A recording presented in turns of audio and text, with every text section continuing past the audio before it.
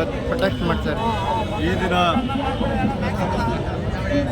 ಭಾರತದ ಅಖಂಡತೆಯನ್ನು ಕಾಪಾಡೋದಕ್ಕೆ, ಏಕೀಕರಣಕ್ಕೆ ಸತತವಾಗಿ ಅಧಿಕಾರ ಹಿಡಿದ ದಿವಸದಿಂದ ಭಾರತದ ರಕ್ಷಣೆಯನ್ನು ಮಾಡಬೇಕು, ಸದೃಢ ಮಾಡಬೇಕು, ಭಯೋತ್ಪಾದನೆಯನ್ನು ಮಟ್ಟ ಹಾಕಬೇಕು. ಇಲ್ಲೇ ನಮ್ಮ ದೇಶದ ಒಳಗಿರುವಂಥ ಭಯೋತ್ಪಾದಕ ದುಷ್ಕರ್ಮಿಗಳನ್ನೆಲ್ಲ ಮಟ್ಟ ಹಾಕಬೇಕು ಅನ್ನೋ ನಿಟ್ಟಿನಲ್ಲಿ ಒಂದು ಕಡೆ ಪ್ರಧಾನಮಂತ್ರಿ ನರೇಂದ್ರ ಮೋದಿಯವರು 10 ವರ್ಷಗಳಿಂದ ಅವರು ಪ್ರಯತ್ನ ಮಾಡ್ತಾ ಇತ್ತು ಅಂತ ಹೇಳಿದ್ರೆ, ಇವತ್ತು ಕಾಂಗ್ರೆಸ್ ಸರ್ಕಾರ ರಾಜ್ಯದಲ್ಲಿ ಬಂದು 1 ವರ್ಷ ಆಗಿದೆ. ಈ 1 ವರ್ಷದಿಂದ ಕಳೆದ 6 ತಿಂಗಳಿಂದ ನೀವು ಪ್ರಕರಣಗಳನ್ನು ನೋಡಬೇಕಾಗಿದೆ. ಎಲ್ಲೋ ಒಂದು ಕಡೆ ಭಯೋತ್ಪಾದಕರಿಗೆ ಒಂದು ಕುಮ್ಮಕ್ಕು, ಒಂದು ಪ್ರೋತ್ಸಾಹ ಸಿಕ್ಕಂಗೆ ಆಗಿದೆ, ಒಂದು ಫ್ರೀ ಹ್ಯಾಂಡ್ ಸಿಕ್ಕಂಗೆ ಆಗಿದೆ. ನಾವೇನು ಮಾಡಿದ್ರು ನಾವು ಯಾರು ಮುಟ್ಟಕ್ಕಾಗಲ್ಲ ನಮ್ಮನ್ನ ಅನ್ನೋ ರೀತಿಯಲ್ಲಿ ಇವತ್ತು ಮೊದಲು ಬೆಂಗಳೂರಿನಲ್ಲಿ ವ್ಯಾಪಾರಸ್ಥರಿಗೆ ವ್ಯಾಪಾರ ನಡೆದು ವಿಶ್ವದರ್ಜೆಗೆ ಹೋಗ್ತಾ ಇರುವಂಥ ಬೆಂಗಳೂರು ಸಿಟಿ, ಅಲ್ಲಿ ಭಯದ ವಾತಾವರಣ ಸೃಷ್ಟಿ ಮಾಡಬೇಕು ಅಂತೇಳಿ ರಾಮೇಶ್ವರಂ ಕೆಲಸದಲ್ಲಿ ಒಂದು ಬ್ಲಾಸ್ಟ್ ಆಗ್ತದೆ.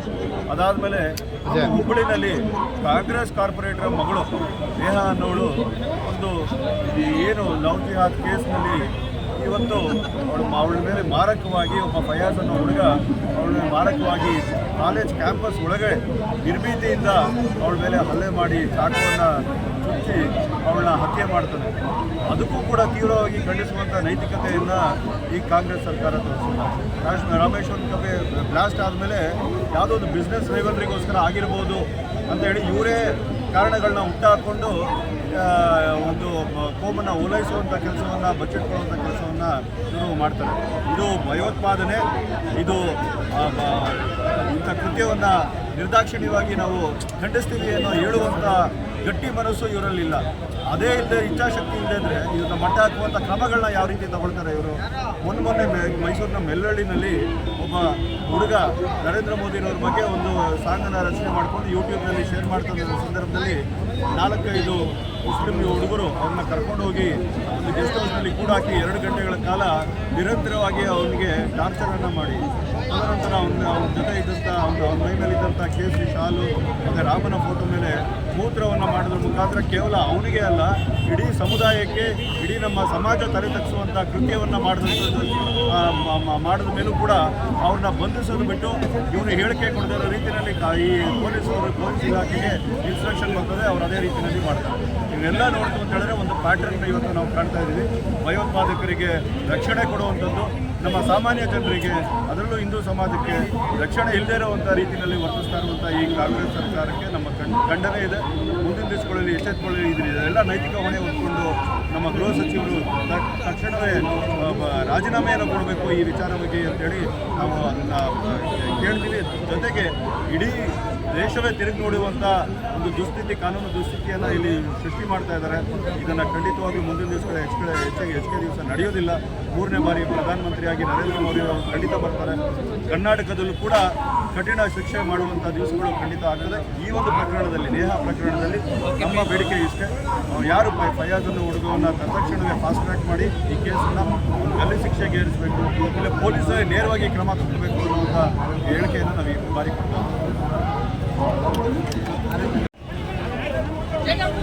भारत माता की, भारत माता की।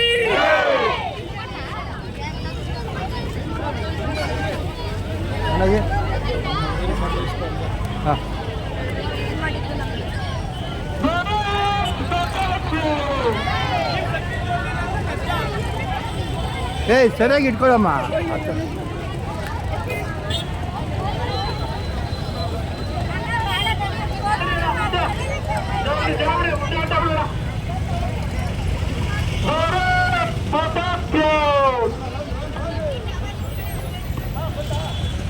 ಇವತ್ತು ನೇಹಾಳ ಸಾವಿಗೆ ನ್ಯಾಯ ಸಿಗಬೇಕು.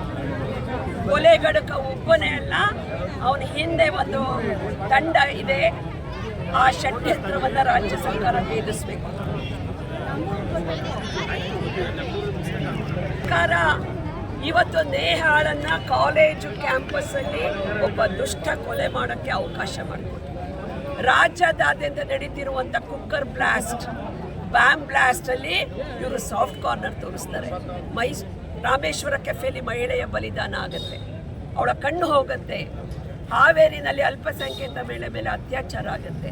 ಈ ಸರ್ಕಾರ ಮೃದು ಧೋರಣೆಯನ್ನು ತೆಗೆದುಕೊಳ್ಳುತ್ತೆ. ರಾಜ್ಯದಲ್ಲಿ ಕಾನೂನು ಸುವ್ಯವಸ್ಥೆಯನ್ನ ಪುಂಡರ ಕೈಯಲ್ಲಿ ಅಡ ಇಟ್ಟು ನಡುಬಗ್ಗಿಸಿದ ಈ ಭಂಡ ಸರ್ಕಾರಕ್ಕೆ ಧಿಕ್ಕಾರ ಹೇಳಿ ಹೋರಾಟ ಮಾಡೋಕ್ಕೆ ನಾವಿಲ್ಲಿ ಸೇರಿದ್ದೀವಿ. ಇವತ್ತು ನೇಹಾಳ ಸಾವಿಗೆ ನ್ಯಾಯ ಸಿಗಬೇಕು. ರಾಜ್ಯಾದ್ಯಂತ ಹಾಸ್ಟೆಲ್ಲು, ಕಾಲೇಜ್ಗಳಲ್ಲಿ, ಕಾಲೇಜ್ ಕ್ಯಾಂಪಸ್ಸಲ್ಲಿ ಹೆಣ್ಣುಮಕ್ಕಳಿಗೆ ಸುರಕ್ಷತೆಯನ್ನು ಈ ಸರ್ಕಾರ ಎನ್ಶೋರ್ ಮಾಡಬೇಕು. ಚುನಾವಣೆಯನ್ನು ಕಣ್ಣ ಮುಂದೆ ಇಟ್ಕೊಂಡು ಅಲ್ಪಸಂಖ್ಯಾತರ ವೋಟನ್ನು ಪೋಲರೈಸ್ ಮಾಡೋದಕ್ಕೆ, ತುಷ್ಟೀಕರಣ ಮಾಡೋದಕ್ಕೋಸ್ಕರ ಈ ಸರ್ಕಾರ ಮೃದು ಧೋರಣೆನ ತಗೋತಿದೆ. ಯಾವ PFIನ 175 ಜನ ಕ್ರಿಮಿನಲ್ಗಳನ್ನು ಬೇಷರತ್ತಾಗಿ ಹೊರಗಡೆ ಬಿಟ್ಟ ಈ ರಾಜ್ಯ ಸರ್ಕಾರ ಈ ಎಲ್ಲ ಘಟನೆಗಳಿಗೆ ಹೊಣೆ. ಅದಕ್ಕೆ ರಾಜ್ಯದ ಜನ ಈ ಸರ್ಕಾರಕ್ಕೆ ಪಾಠ ಕಲಿಸಬೇಕು. ನೇಹಾ ಬಲಿದಾನಕ್ಕೆ ನ್ಯಾಯ ಸಿಗಬೇಕು ಅನ್ನೋ ಒತ್ತಾಯವನ್ನು ನಾವು ಮಾಡಕ್ಕೆ ಬಂದಿದ್ದೀವಿ.